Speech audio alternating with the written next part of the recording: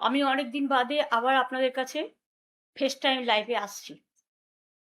যেহেতু আমি এখন গদি মিডিয়াকে মিট করি না এবং এটা আমার একটা সিদ্ধান্ত, যতদিন তারা নিরপেক্ষ না হবে, তারা একপক্ষ থাকবেন, ততদিন আই এম সরি, আমি তাদের সাথে কোনো কথাবার্তা বলতে চাই না। তারা ভালো থাকুক।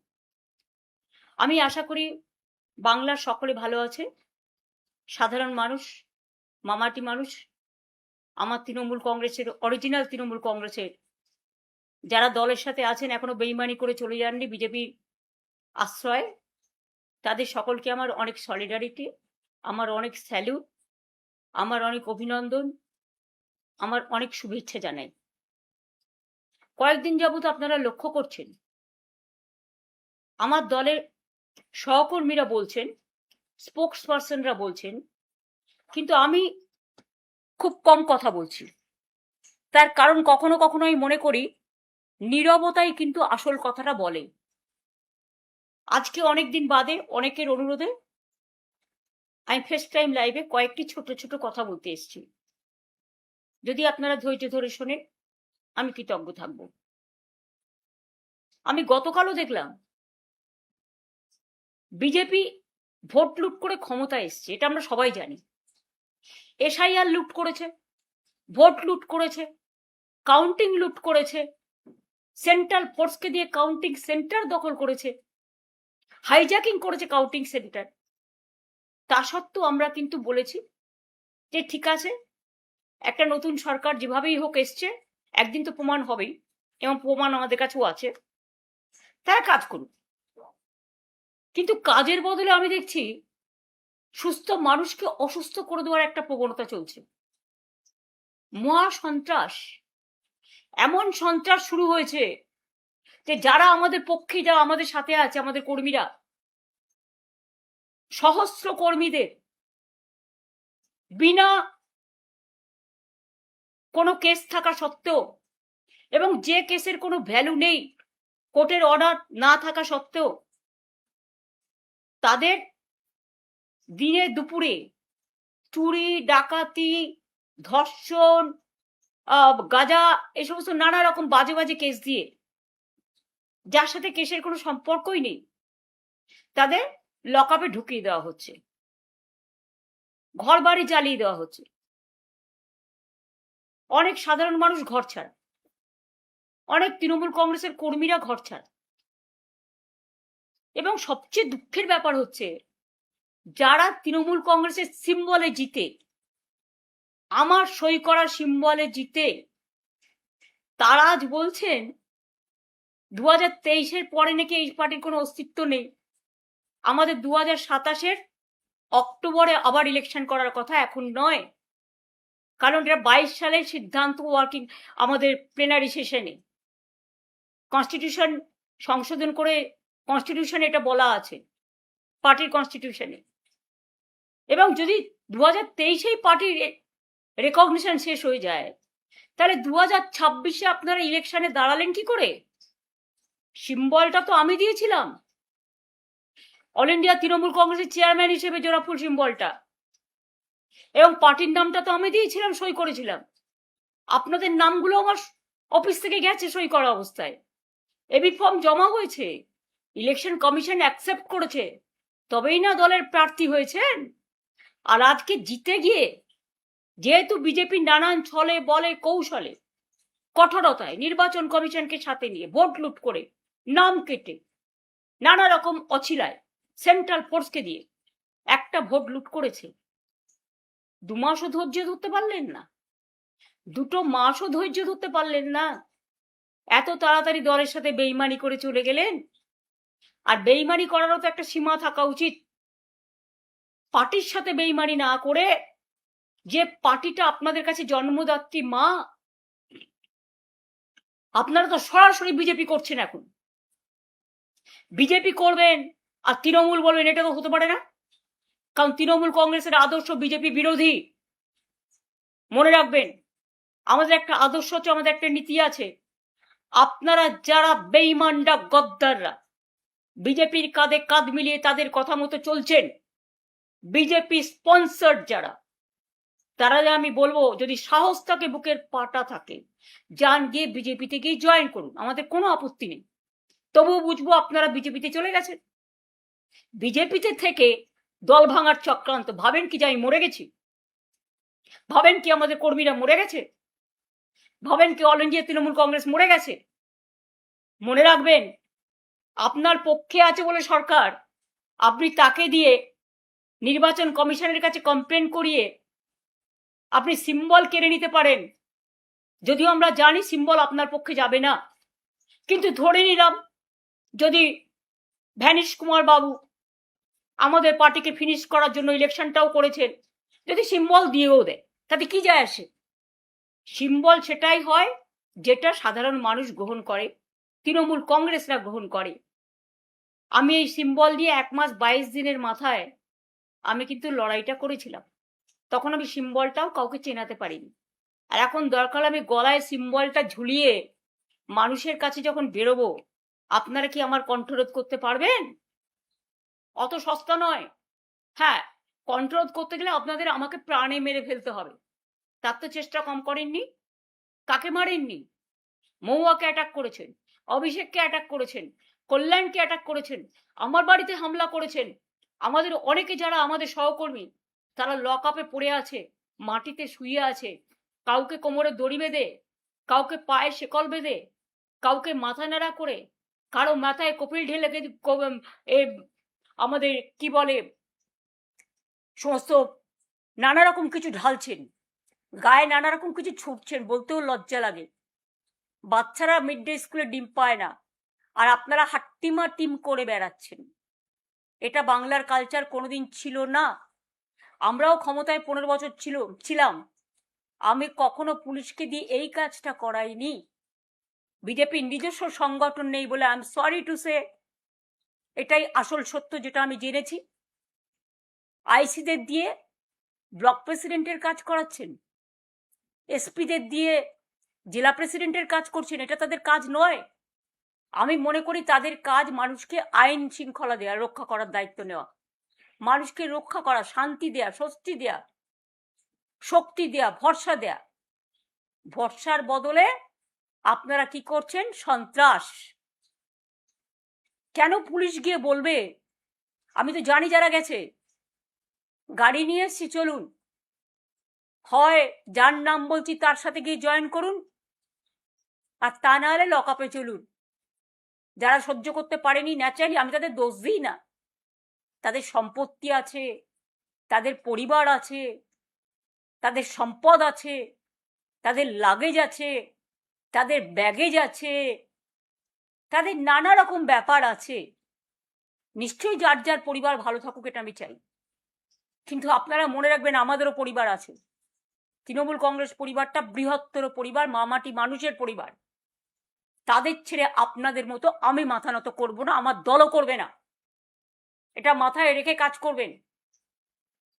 আর বিজেপি পার্টিকেও বলি, আরি লুট করে এতগুলো সিট পাওয়ার পরেও আপনারা এত সন্ত্রাস করছেন, কবে সন্ত্রাস বন্ধ হবে?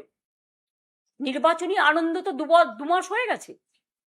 এতদিন ধরে তো উৎসব চলে না, অন্য উৎসব করতে দেন না, অন্য কাউকে রেড রোডে প্রোগ্রাম করতে দেন না, অন্য কাউকে, এই তো রাম মন্দির কত টাকা দিয়ে মানুষ বানালেন, কত সোনা, কত রূপো, কত দান, কত ধ্যান, আর আজকে राम का नाम आपने बदनाम कर दिया,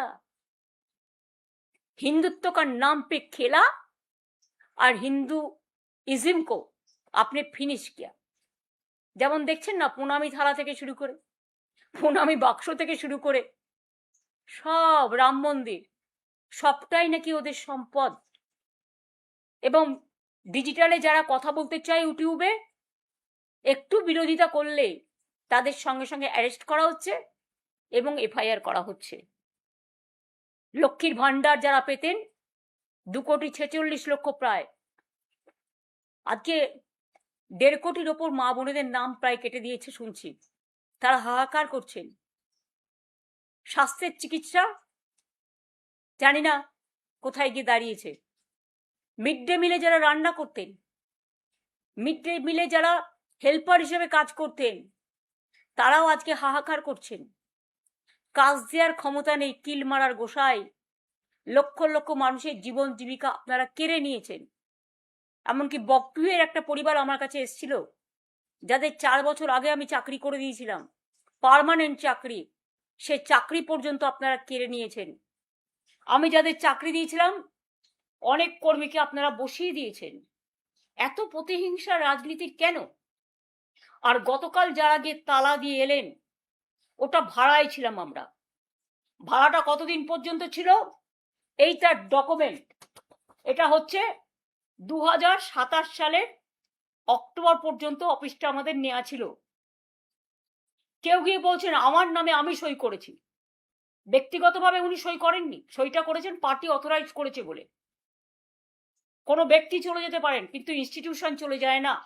এটা ইনস্টিটিউশনের সম্পত্তি, এটা মাথায় রাখতে হবে। আমি যেমন কারো ব্যক্তি সম্পত্তিকে দখল করতে পারি না, কারণ এটা তার ব্যক্তি সম্পত্তি নয়, এটা তার প্রতিষ্ঠানগত, তেমনি আমাদের সম্পত্তিও, মামাটি মানুষের সম্পত্তিও কেউ জোর করে দখল করতে পারে না। আর যারা বলে বেড়াচ্ছেন টাকা পাননি, তারা দেখুন তো এই চেকগুলো প্রতি মাসে মাসে কারা দিয়েছে। আমরা যদি না দিয়ে থাকি তাহলে আমাদের কাছে এত ডকুমেন্ট কোত্থেকে এলো? দেখুন দেখুন দেখুন, মেনটেনেন্স করি আমরা, প্রতি মাসে 1 লাখ টাকা করে ভাড়া দিই আমরা চেকে, ইলেকট্রিসিটি বিল দিয়ে আমরা, কর্পোরেশনের যা যা লাগে দিই আমরা। আর আপনারা গিয়ে সেন্ট্রাল ফোর্সকে নিয়ে গিয়ে তালা দিয়ে দিচ্ছেন। একটা বাড়ি তালা দিতে পারবেন, কিন্তু মনে রাখবেন হৃদয়কে কখনো তালা দেওয়া যায় না, মানুষের হৃদয়কে। কাজেই প্রস্তুত থাকুন আগামী দিন ইন্ডিভিজুয়াল কারো বিরুদ্ধে। আমার কোনো রাগ, আমার কোনো ক্ষোভ নেই। আমাদের পুরনো বিল্ডিংটা তৈরি হচ্ছিল বলেই, ভেঙে ভেঙে পড়ছিল বলেই আমরা একটা বিল্ডিং ভাড়া নিয়েছিলাম, রীতিমতো চেকে ভাড়া দিই। আর কত ডকুমেন্ট দেখতে চান? আমি আপনাদের পরপর একটার পর একটা সব দেখিয়ে যাব, সেটা ব্যাপার নয়। আপনারা কি বললেন? ভাড়া পান না। কেউ আবার বললেন আই এম অথরাইজড। অথরাইজ ছিলেন তখন, এখন নয়। এখন আপনি দল বদলু, অন্য জায়গায় গেছেন। আপনারা ভালো থাকুন, আপনাদের পরিবার ভালো থাকুন, আপনাদের সম্পত্তি ভালো থাকুন। যে অ্যারেস্ট হয়েছে সে ছাড়া পাক। আমি জানি ফেস টাইম আমরা করি লাইভ, মানুষকে লাইভ দেখানোর জন্য। আর আপনারা যে ফেস টাইম লাইভ করছেন সেটা হচ্ছে আপনাদের নিজেদের বাঁচানোর জন্য। তাহলে যারা আজকে লড়াই করছে, জীবন দিচ্ছে, আজকে প্রায় 14-15 জন সুইসাইড করেছে, মারা গেছে, সুইসাইড এবং মারা গেছে, তাদেরটা কি হবে? একবার ভেবে দেখেছেন কি? কোথায় টাকা জমা দিয়েছে কারা? তৈরি করেছে কারা? আজকে কি আপনারা তালা দিয়ে চলে এলেন? এফআইআরও করা হয়েছে, কেন দিলেন? এবং আজকেই তার জন্য কাউকে পদত্যাগ করতে হলো। আসল ঘটনা তা নয়। উনি অনেকদিন ধরেই আমাকে বলছিলেন পদত্যাগ করবেন, কারণ ওনার ছেলে গিয়ে অলরেডি হাত মিলিয়েছেন। আমার তার জন্য কিছু বলার নেই, ভালো বুঝেছে হাত মিলিয়েছে, তাদের লাগেজ ব্যাগেজ থাকতে পারে, কিন্তু আমি তো হাত মেলাবো না। আপনারা একজন কোথায় গেলেন কি না গেলেন, I don't care, I ignore all of you. কারণ আমি নেতা চাই না, আমি কর্মী চাই। আমি সাধারণ মানুষের ভালোবাসা থেকে যেন বঞ্চিত না হই। আমার কারো বিরুদ্ধে কোনো ক্ষোভ বা কোনো দুঃখ নেই। এবং মনে রাখবেন আর একটা কথা, আমি কিন্তু কখনো যেমন উতলাও হই না, আমি কিন্তু হাসি মুখে যে কোনো সংকট কাটিয়ে যাবার লোক। কারণ ছাত্র রাজনীতিতে আমার হাতে খড়ি এবং সংগ্রাম করাটাই আমার জীবন। সংগ্রামী লগ্নই আমার জন্ম হয়েছে, তাই সংগ্রামী লগ্ন যতদিন থাকবো ততদিন মনে রাখবেন এই সংগ্রামী লগ্ন থেকেই লড়াইটা করব। কেউ কেউ আবার মৃত্যুও কামনা করছেন, শুনেছি ফোন করে করে বলছেন কদিন আর বাঁচবে। আরে আমি এখন অনেক দিন বেঁচে আছি, আর আমার পরের জেনারেশনও বাঁচবে, তারপরের জেনারেশনও বাঁচবে, তারপরের জেনারেশনও বাঁচবে। কেউ কেউ মাথা নত করতে পারে, কিন্তু কেউ আবার দলের পতাকাটাকে আঁকড়ে ধরতেও পারে। আমরা যেমন তৈরি করি, আমরা নতুন করে গড়ি, এটা আমাদের অনেক বেশি শক্তি। এবং এই মানসিক শক্তি আমরা পেয়েছি মানুষের থেকে। এই বাংলার মাটিতে দীর্ঘদিন ধরে আমি ছোট্টবেলা থেকে আমার ছাত্র রাজনীতি থেকে রাজনীতি করি, বাংলার স্বার্থে কোনো দিন বাংলা ছেড়ে আমি যাইনি। রেল থেকে শুরু করে বাংলা থেকে শুরু করে সবকিছু আমার করা, আমার মানে মানুষের করা। আপনাদের আশীর্বাদ দোয়া পেয়েছিলাম, শুভেচ্ছা পেয়েছিলাম বলেই করেছিলাম, আগামী দিনেও করব। বিশ্বাস রাখুন, ভরসা রাখুন। বাট এটুকু জেনে রাখুন, যারা আজকে দুর্দিনে আছেন তারাই তৃণমূল কংগ্রেসের সোনার খনি। আর আপনারা যারা বেইমানি করে লাগেজ ব্যাগেজ নিয়ে বিজেপির আশ্রয় জায়গা নিয়েছেন, প্লিজ দয়া করে আর যাই করুন, মানুষের সাথে বিশ্বাসযোগ্যতা, মানুষের সাথে বিশ্বাসঘাতকতা করবেন না। নিজেদের বিশ্বাসযোগ্যতা মানুষের কাছ থেকে হারাচ্ছেন। আপনারা এই সিম্বলে জিতে এসছেন, আর আজকে বিদ্রোহী। কিসের বিদ্রোহী? ইলেকশনের আগে পর্যন্ত বিদ্রোহ ছিল না? 15 বছর আপনারা এমপি ছিলেন, এমএলএ ছিলেন, মিনিস্টার ছিলেন, সবটাই পেয়েছেন। কই আমাকে তো কখনো কিছু বলেননি। আমি তো কাউকে কোনোদিন কারো ব্যাপারে ইন্টারফেয়ারও করিনি। সাধারণ মানুষ জেনে রাখুন, এমন ঘটনাও ঘটেছে, বিজেপি অ্যারেস্ট করবে ভয়ে মধ্যরাতে আমার বাড়িতে এসছে। আমি তাকে 10 দিন আমার এখানে খাইয়ে দাইয়ে সুস্থ রেখেছি, যাতে সে কোর্টে বিচার পায়, আশ্রয় পায়। আমার কোনো রাগ বা ক্ষোভ নেই, তারা ভালো থাকুক, তাদের পরিবার ভালো থাকুক, আমি চাই। কিন্তু মনে রাখবেন, আমাদেরও একটা পরিবার আছে, স্বার্থপর পরিবার নয়, স্বার্থ ত্যাগ করার পরিবার। আজকে যারা আমাদের সাথে আছে তাদের নামে অনেক উল্টোপাল্টা বলে বেড়াচ্ছেন। 10 বার করে সিআইডি ডাকছে, সিবিআই ডাকছে, ইডি ডাকছে, বলছে वफादारी का जरूरत क्या है। আরে वफादारी का ही तो जरूरत है। আসল মানুষ তো সেই যে মানবিকতাকে সত্য বলে গ্রহণ করে। আসল মানুষ তো সেই যে দুর্যোগে লড়াই করে দাঁড়াতে পারে। আসল মানুষ তো সেই যে দুরন্ত বেগে দৌড়তে পারে। আসল মানুষ তো সেই যে পাশবিকতা নয়, মানবিকতাকে ভালোবাসে। আসল মানুষ তো সেই যে রাষ্ট্রীয় সন্ত্রাসের বিরুদ্ধে রুখে দাঁড়ায়। আজকে সবার কাছে অনুরোধ করবো, যারা রাত দিন পাহারা দিয়ে রাত জেগেছেন, অনেক ধন্যবাদ। আজকে কাউকে তো দেখতে পাচ্ছি না, কেউ প্রতিবাদ করছেন না। বাংলার মাটি তো প্রতিবাদের মাটি। বাংলার মাটি প্রতিহিংসার মাটি নয়। বাংলার সংস্কৃতিটাকে কি আমরা সবাই ভুলে গেলাম এত তাড়াতাড়ি? রবীন্দ্রনাথকে ভুলে গেলাম, নজরুলকে ভুলে গেলাম, আবুল কালাম আজাদকে ভুলে গেলাম, বাবা সাহেব আম্বেদকরকে ভুলে গেলাম, বিরসা মুন্ডাকে ভুলে গেলাম, ভগৎ সিংকে ভুলে গেলাম, নেতাজি সুভাষচন্দ্র বোসকে ভুলে গেলাম, রামকৃষ্ণকে ভুলে গেলাম, স্বামী বিবেকানন্দকে ভুলে গেলাম। এ কি চলছে? আজকে সংবিধানের কোনো গুরুত্ব নেই। রাষ্ট্রীয় সন্ত্রাস বিচারের জায়গাটা বন্ধ হয়ে গেছে। বিশ্বকবি রবীন্দ্রনাথ ঠাকুর বলেছিলেন না, বিচারের বাণী নীরবে নিভৃতে কাঁদে। কোনো জায়গা থেকে বিচার পাওয়া যাচ্ছে না, পুলিশ এফআইআর দিচ্ছে না কোর্ট বলা সত্ত্বেও, যাকে তাকে মারছে এবং অত্যাচার করছে। পুলিশ কেউ গেলে ফোন করে বলে দিচ্ছে বিজেপিকে, বিজেপি কর্মীরা বলছে রাস্তায় রাস্তায় যে আমাদের সব জানিয়ে দেবে, এবং কি সাপ্লাই করছে যেটা বিজেপিকে দিতে হবে সেটাও করে দিচ্ছে, বলে দিচ্ছে। আরে এগুলো না করে মানুষের খাবার জিনিস মানুষকে দিন না। যে বাচ্চাদের মিড ডে মিল বন্ধ করে দিয়েছেন, ডিমটা প্রোটিন, কেউ নিরামিষ খেলে আমার কোনো আপত্তি নেই, কিন্তু গ্রামের বাচ্চারা মিড ডে মিলটার জন্য স্কুলে যায়। মনে রাখবেন, এইটার জন্য বাচ্চারা স্কুলে যায়। এবং প্রাইমারি এডুকেশনে আমরা ড্রপ আউট রেট 0 করে দিয়ে এসেছিলাম। আজকে মিড ডে মিলের কত হাজার হাজার কর্মী আছে যারা রান্না করে, যারা খাবার দাবার তৈরি করতে সাহায্য করে, পরিষ্কার করে। কত আইসিডিএস এর মা বোনেরা আছে যারা প্রেগনেন্ট মাদারদের দেখে। কত আশার কর্মীরা আছে সারাক্ষণ কাজ করে। কত সেলফ হেল্প গ্রুপ আছে যারা মিড ডে মিল চালায়। আপনাদের আইডিয়া আছে? আজকে রাস্তায় গেলে দেখি শুনছেন হকাররা ভাবছে কখন আসছে বুলডোজার। মানুষ জিনিস কিনতে গেলে জিনিস পাচ্ছে না। অনেকে আমাকে বলেছে বাজারে গেলে ঠিক মতো সবজি পাচ্ছে না ন্যায্য দামে, মাছ পাচ্ছে না ন্যায্য দামে, সব উধাও হয়ে গেছে। সেদিকে চিন্তা দিক সরকার, আমাদের পুরো সমর্থন পাবে। আমি কনস্ট্রাকটিভ ওয়ার্কে কখনো বিরোধিতা করি না। শুধু তৃণমূলকে কি করে শেষ করা যায়, আর তৃণমূলকে কি করে মারা যায়, আর তৃণমূলের বেইমানদের সাথে নিয়ে কিভাবে তৃণমূলের অফিস দখল করতে হয়, আর তৃণমূল কংগ্রেসের কর্মীদের অ্যারেস্ট করতে হয়, কি করে সন্ত্রাস করতে হয়, হামলা করতে হয়, এসব না করে আপনারা মানুষের দিকে লক্ষ্য দিন, আমাদের পুরো সমর্থন পাবেন। আর যিনি আজকে মুখ্যমন্ত্রী হয়েছেন আমার অনেক শুভেচ্ছা থাকবে, কিন্তু এটা আমি নিশ্চয়ই বলবো না যে আপনি মুখ্যমন্ত্রী হয়েছেন বলে আপনি তৃণমূলটা করেননি।